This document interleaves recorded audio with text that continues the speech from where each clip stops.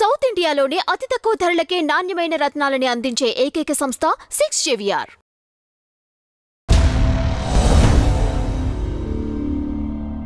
కృష్ణబాబు గారు మీరు చెన్నై వెళ్ళారు. చెన్నై వెళ్ళక ముందు కూడా మీరు అప్పటికే సెటిల్డ్ కదా? ఓకేనండి. ఓకే కదా? ఎందుకంటే మీరు ఇండస్ట్రీకి వచ్చినప్పటికీ బాగా అంటే అమౌంట్ పరంగా కావచ్చు, ఏదైనా ఫైనాన్షియల్గా కొంచెం సెటిల్ అయిన వ్యక్తి మళ్ళీ ఇండస్ట్రీకి వచ్చిన తర్వాత ఎదిగారు, మళ్ళీ తర్వాత డౌన్ఫాల్ అయ్యారు, తర్వాత మళ్ళీ ఇట్లా జరిగింది కాదండి. ఇండస్ట్రీకి వచ్చేటప్పటికి నేను మిడిల్ క్లాస్ ఉండే. ఓకే, ఫ్యామిలీ బ్యాక్గ్రౌండ్ అంతా ఉన్నా కూడా మిడిల్ క్లాసే. వెల్ ఆఫ్ అని నేను చెప్పలేను. ఓకే, కాకపోతే వెల్ ఆఫ్ లాగే ఉంచారు. అన్ని కంఫర్ట్, ఏ రకంగా ఎవరి దగ్గరికి వెళ్ళి చేయి జాపే పరిస్థితి లేకుండా ఉండేది. కంఫర్ట్గానే ఉండేవాడు. ఫాదర్ కానీ మదర్ కానీ మా మావయ్య, మా ఫ్యామిలీ బ్యాక్గ్రౌండ్ అందరూ బాగానే సపోర్ట్ చేశారు. మరీ పెళ్ళి అయినప్పుడు ఎందుకంటే ఆల్మోస్ట్ నాకు 18 కంప్లీట్ అయ్యింది, మా ఆవిడకి 14 కంప్లీట్ అయ్యి 15 మ్యారేజ్ అయిపోయింది అనమాట. అంత చిన్న వయసులో పెళ్ళిళ్ళు అయిపోయింది నాకు. ఓకే, అప్పుడు ఏం తెలుస్తుంది పెళ్ళి అంటే మనకి? పెళ్లి చేస్తారు, అమ్మాయిని ఇస్తున్నారు, అంతే తెలుసు. లైఫ్ గురించి అంత పెద్దగా తెలిసే వయసు కాదు. ఈ అసిస్టెంట్ డైరెక్టర్గా ఎన్ని సంవత్సరాలు ఉందండి అది కెరియర్? చెన్నై వెళ్ళటం అనేది నుంచి మీకు చెప్తాను. మేము 19 కృష్ణ భగవాను నేను మామూలుగా అక్కడ కలిసి మాట్లాడుకుంటూ ఉన్నప్పుడు సడన్గా కృష్ణ భగవాన్కి రూమ్ ఉండేది. నన్నేమో రాజేష్ నందన్ అని ఒక అబ్బాయి కెమెరా అసిస్టెంట్, కెమెరామెన్ ఆయన ఇప్పుడు ఉన్నాడు పెద్ద కొంచెం. రమణ బాబు గారని ఆయన ఫ్రెండ్స్. రాజేష్ నందన్, రమణ బాబు గారు దాసరి గారు అసిస్టెంట్. రమణ బాబు గారు మేము మెడ్రాస్లో ఏదో ఒక ప్రోగ్రామ్కి వెళ్ళి, ఆ ప్రోగ్రాం జరిగి వచ్చినప్పుడు మన ఈ రమణ బాబు గారు అసిస్టెంట్ మా ఫ్రెండు డైరెక్ట్ చేస్తున్నాడండి, మీ గురించి నేను చెప్పాను, మీ నాటకాలు అవి చూస్తాను కదా, మీరు భలే ఉంటుంది మీదంతా అని, కొంచెం స్క్రిప్ట్లో అది హెల్ప్ అవుతుందని మా ఫ్రెండ్కి చెప్పాను, ఒకసారి కలుద్దామండి అని పామ్గురు హోటల్కి వచ్చి చెప్పాడు. నేను కృష్ణ భగవాన్ అందరూ వెళ్ళాను. కలిసిన తర్వాత రమణ బాబు గారిని కలిస్తే వద్దులేవయ్యా అన్న. సినిమా ఫీల్డ్ అంటే నాకు పెద్ద ఇష్టం లేదు అన్న. లేదు మోహన్ బాబు గారితో సినిమా చేస్తున్నాడు మా రమణ బాబు అని చెప్పి తీసుకెళ్ళాడు అనమాట. బలవంతాన మోహన్ బాబు గారు మాట్లాడారు నాతో. మాట్లాడి, నువ్వు రామతారకం గారు మేనల్డ్ కదా, నేను ఆ సినిమా నుంచి వచ్చానయ్యా, మా రాజబాబు గారి ఫాదర్ గురించి ఆయన చెప్తూ, ఆయన నువ్వు రా, ఎందుకు మీ ఇంట్లో సపోర్ట్ చేస్తాను, నేను చెప్తాను అది ఇదని. ఆయన సినిమాకి అప్రెంటిస్గా వెళ్తానన్నప్పుడు మా ఫాదర్కి ఇష్టం లేదు సినిమా ఫీల్డ్, వెళ్ళొద్దు అంటే మా మామయ్య రాజబాబు వాళ్ళ ఫాదరు లేదు అని ఎంకరేజ్ చేశాడు. ఆయన కూడా సపోర్ట్ చేశాడు. సపోర్ట్ చేసిన తర్వాత మా ఫాదర్ అప్పుడు కండిషన్ ఏంటంటే, నువ్వు వెళ్ళి సినిమా ఫీల్డ్కి, నేను సినిమా ఫీల్డ్ అంటే నాకు ఇష్టం లేదు, భార్య పిల్లల్ని ఇక్కడ వదిలి వెళ్ళకూడదు అంటే, 2 పిల్లలతోటి నాకు ఫ్యామిలీ పెట్టాను అక్కడికి వెళ్ళి. ఓకే, నేను అప్పటికి నాటకాల్లో నాకు పరిచయం ఉన్న నా బెస్ట్ ఫ్రెండ్, చాలా మంచి వ్యక్తి ఈవి సత్యనారాయణ గారు. మేము ఇద్దరం కలిసి మాట్లాడుకుంటూ ఉండేవాళ్ళం. నాకు స్క్రిప్ట్ డిస్కషన్ అవుతాను ఇంకా డైరెక్టర్ అవ్వకముందు జంజాల గారితో అది, వచ్చేంద్ర రావు గారు మీరు, నేను ఇల్లు చూస్తాను, ఆయనే ఇల్లు చూసి పెట్టాడు. సత్యనారాయణ గారు ఇల్లు చూసి పెట్టాడు ట్రస్ట్పురంలో, ఆయన ఇంటి పక్కన. ఓకే, అలాగా ఇండస్ట్రీకి వెళ్ళానమాట అండి. అలాగే ఆయన ఎప్పుడు సపోర్టింగ్గానే ఉండేవాడు. తర్వాత అతను డైరెక్టర్ అయిన తర్వాత కూడా మా ఇద్దరు రిలేషన్ అలాగే కంటే, నరేష్ వీళ్ళందరూ మా పిల్లలు కలిసి ఆల్మోస్ట్ ఇది ఉండేవాళ్ళు అనమాట అండి. అలాగే అనుకోకుండా సినిమా ఫీల్డ్కి వచ్చాను. వచ్చిన తర్వాత బేసిక్గా సినిమా ఫీల్డ్లో నాకు చాలా, నేను చదువుకున్న లిటరేచర్, నేను వేసిన నాటకాలు, నేను చూసిన సినిమాలు, నాకు ఇష్టమైన డైరెక్టర్లు, అది వేరు, నేను చేస్తుంది వేరు అనే ఫీలింగ్ ఉండేది. దాని తాలూకు ఇంపాక్టే నా కెరీర్ మీద కూడా ఉంది. ఎందుకంటే ఇష్టంతో చేసే పని ఎప్పుడు సక్సెస్ అవుద్ది. మనం హాఫ్ హార్టెడ్గా చేస్తుంటే అది అదే కరెక్ట్గా చేస్తుంది నాకు నచ్చదు. ఇప్పుడు ఊహించుకుంటే సాంగ్ వచ్చేసేది నాకు ఎప్పుడు నచ్చేది కాదు. ఓకే, ఇమాజినేషన్లోకి వెళ్ళి సాంగ్ వేసాం అవన్నీ. ఓకే, కానీ అది నమ్మి చేస్తే ఎలా ఉంటుంది? దానికి ఉదాహరణ సత్యనారాయణ గారు, ఈవి సత్యనారాయణ గారు. రే ఇమాజినేషన్కి వెళ్ళి సాంగ్ వేసుకొని చెప్పి మరీ పెట్టేసేవాడు ఆయన. అందుకే సక్సెస్ అయ్యేది. ఎందుకంటే బిలీవ్ చేయటం అన్న దాని మీద ఉంటుంది. నాకు అదే అనేవాడు ఆయనతో, మీరు చాలా కరెక్ట్ అండి, కమర్షియల్ సినిమాకి మీరే కరెక్ట్. నాకేమో నేను చూసిన నాటకాలు, నేను చదివిన లిటరేచర్లో శ్రీపాద సుబ్రహ్మణ్య శాస్త్రి గారిని వీళ్ళందరినీ చదువుకుంటే, ఇక్కడికి ఈ సినిమాకి వచ్చేసరికి నాకేముంటుంది, నా తప్పు నాది తప్పు ఉంది అని అనేవాడిని అనుకోండి. నేను సత్యనారాయణ గారు ఏంటంటే పర్ఫెక్ట్గా చేసేవాడు. నన్ను ఎంత ఎంత ఇష్టం అంటే ఆయనకి జంజాల్ గారి దగ్గరికి ఒక రోజు తీసుకెళ్ళి నన్ను, ఆయన కోడైరెక్టర్గా ఉన్నప్పుడు, అసోసియేట్గా కోడైరెక్టర్గా బత్తుల రంగేష్ వీళ్ళందరూ కలిసి చేసేటప్పుడు ఓ రోజు జంజాల్ గారి దగ్గర తీసుకెళ్ళి మన స్క్రిప్ట్ ఈయనతో చేయించుకుందామండి, భలే చేస్తాడు రావు గారు అది ఇది అంటే, అప్పుడు నేను జంజాల్ గారికి చెప్పాను, నేను నా చిన్నప్పుడే కలిశాను సార్ మిమ్మల్ని అన్నాను. ఎలాగా అన్నారు, మీరు మా ఇంటికి వచ్చారండి, మా మామయ్య రామ్ తారకం గారు, హనుమాన్ ప్రసాద్ గారు అంతా కలిసి మా ఇంటికి వచ్చారు, పండక్కి మిఠాయిలు చేస్తున్నారు మా ఇంట్లో అందరూ, మా అమ్మమ్మ వాళ్ళందరూ పల్లెటూరులో వేళంగి పక్కన, అందరికీ కాకినాడ అందరికీ పంపించేవారు ఈ అరిసెలు మిఠాయిలు, మొత్తం జనం ఉండేవారు అనమాట అండి. అప్పుడు హనుమాన్ ప్రసాద్ గారు, మా మామయ్య రామ్ తారకం గారు, తర్వాత జంజాల్ గారు ముగ్గురు మా ఇంటికి వచ్చారు. వచ్చినప్పుడు హనుమాన్ ప్రసాద్ గారు ఆయన్ని కూర్చోబెట్టి, మా అందరూ వినండి ఒకసారి, మన సినిమా టాక్ జడ్జిమెంట్ కథ చెప్తాం ఇప్పుడు మీకు, మా డైరెక్టర్ గారు చెప్పిస్తాడు అని హనుమాన్ ప్రసాద్ గారితో మా మామయ్య చెప్తే, శాస్త్రి చెప్పరా కథ అన్నాడు. ఆ శాస్త్రి ఎవరంటే జంజాల్ గారు.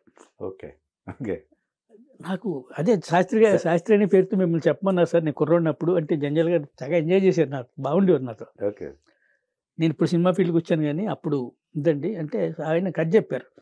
అదే కథ నన్ను అడిగాడు మా మామయ్య, సినిమా వాళ్ళకి ఎంత సెంటిమెంట్ ఉంటుంది అనేది అప్పుడే చూసా. హనుమాన్ ప్రసాద్ గారు బాగా గుర్తుపెట్టుకునేవాడు, నన్ను బాగా మాట్లాడేవాడు ఇప్పుడు కూడా ఉన్నప్పుడు అప్పుడిప్పుడు. ఓకే మా మామయ్య అడిగితే ఎలా ఉంది కథ అని ఆడవాళ్ళని అందరిని అడుగుతుంటే అభిప్రాయాలు అడిగేవారు.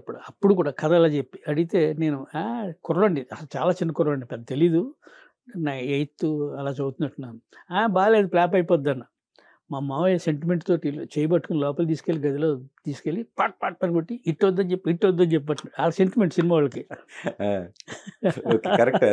అంతే కదా పాపం, నాకు తెలీదు. అప్పుడు జంజాల్ గారు ఇంకా ఇది గుర్తు చేశాను, పక్క నవ్వారు జంజాల్ గారు. అలా జరిగింది సార్, అప్పుడు మీరు దేవుడు చేసిన బొమ్మలు పెద్ద హిట్ కాలేదు కానీ సినిమా మంచి సినిమా మీరు చేసింది చెప్పిన కదా. ఆయన ఫస్ట్ సినిమా ఆయన ఇచ్చిన కదా, హనుమాన్ ప్రసాద్ గారు డైరెక్టర్. ఓకే ఓకే అదనమాట. ఇక్కడ మీరు వీళ్ళకి సహాయక దర్శకులుగా లేకపోతే రైటింగ్ సైడు వంశీ గారి దగ్గర ఉన్నారు, తర్వాత పెద్ద వంశీ గారు. నేను పెద్ద వంశీ గారి దగ్గర కాదండి, ఫస్ట్ ఉంది ఏంటంటే ఈ నాటకాలు వీటి నుంచి వచ్చినప్పుడు నేను తీసుకెళ్ళినప్పుడు నన్ను రెట్టవాల్ కుర్వి అని ఒక సినిమా జరుగుతుంది, ఆ సినిమాకి నువ్వు పదా అని చెప్పి ఒక ఈ డైరెక్షన్ డిపార్ట్మెంట్లోంచి ఒక ఫ్రెండ్ తెలిసిన ఆయన వీళ్ళందరూ కలిపి ఇక్కడ బాలుమేంద్ర గారి దగ్గర తీసుకెళ్ళారు రెట్టవాల్ కుర్వికి.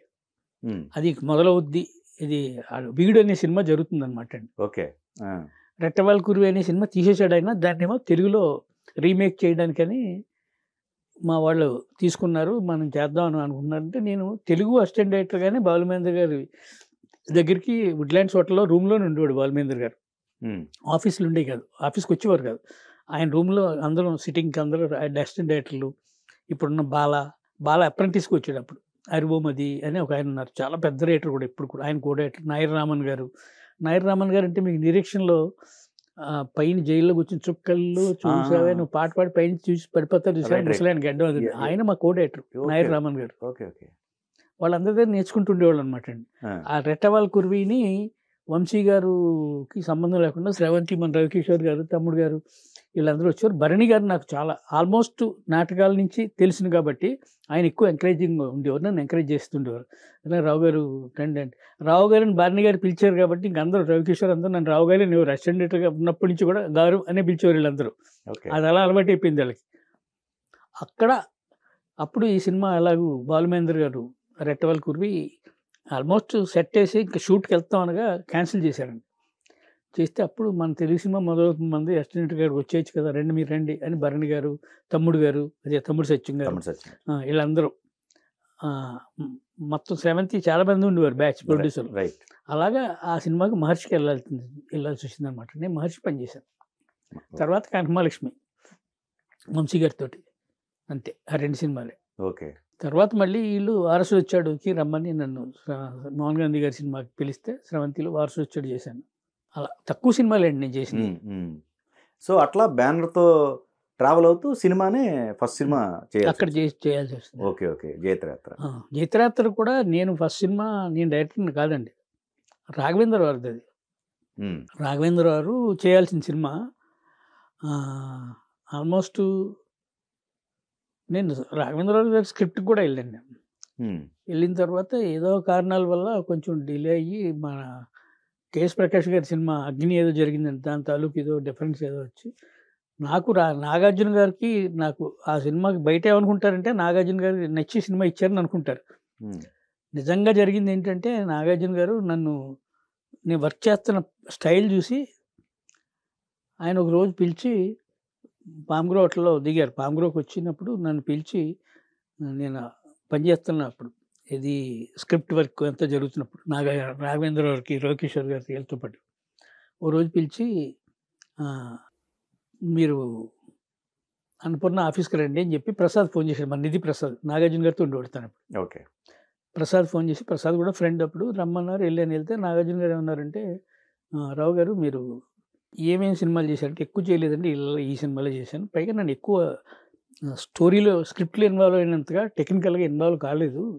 నాకు ఇంకా అంటే మీరు డైరెక్టర్ అవుతూనే ఛాన్స్ ఇస్తాను అన్నారు. నాకు ఇంకా నా టెక్నికల్ నాలెడ్జ్ లేదు, నేర్చుకోవాలి, నాకు ఇంకా టైం కావాలి సార్ అన్న. ఓ పని చేయండి, ఇక్కడ నుంచి అన్నపూర్ణలోనే వచ్చేసేయండి, మంచి శాలరీ ఇస్తాడు ప్రసాద్, చెప్పేస్తాను. మన దగ్గర 8 షూటు, యావిడ్ అన్నీ ఉన్నాయి, కెమెరాస్ ఉన్నాయి. ఇది కాకుండా నేను హైదరాబాద్ నుంచి షూటింగ్కి వచ్చినప్పుడల్లా నేను చేస్తున్న సినిమాలన్నింటికి నాతో పాటు రండి, ఆ ఎక్స్పీరియన్స్ సరిపోద్ది, తర్వాత ఇక మీరు డైరెక్ట్ చేద్దరు కానీ మీరు రెడీ చేసుకోండి కదా, నేను మిమ్మల్ని డైరెక్టింగ్ చేస్తాను అని చెప్పారు. ఇది మా ఇద్దరు చెప్పిన ఫస్ట్ ఛాన్స్, ఆయన చెప్పింది అది. ఓకే. ఆ తర్వాత రవికిషోర్ గారు మళ్ళీ ఒక రోజు వచ్చారు అనుకోకుండా.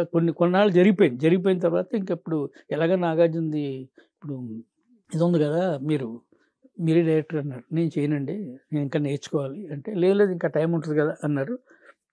ఆ తర్వాత మళ్ళీ నేను చేయనండి అన్న. ఆ తర్వాత రాఘవేంద్రరావు దగ్గరికి తీసుకెళ్ళారు సాయిబాబు గారు, వీళ్ళంతా తీసుకెళ్ళి రాఘవేంద్రరావురే చెప్పారు నాతో, లేదా నాకు ఏదో కుదరట్లేదు, మా చిన్న ప్రాబ్లం ఉంది, నా తప్పు కాదు, నాగార్జున కాదు, మా ప్రకాష్ ఒక సినిమా రీమేక్ చేయొద్దంటే చేశాడు, డబ్బింగ్ చేసాడు అగ్ని, దానివల్ల నాగార్జున హర్ట్ అయ్యాడు, ఇప్పుడు నేను కుదరదులేదు, నువ్వే చేసే, వీళ్ళ కోసం వాళ్ళు చెప్పమంటున్నారు, నేను చేయమంటున్నారు అని ఆయనే చెప్పాడు ఆయన ఇంట్లో. ఓకే. అయినా కూడా నాకు ఇష్టం లేదండి, ఇంకా నేను టైం తీసుకోవాలి అని అన్నాను.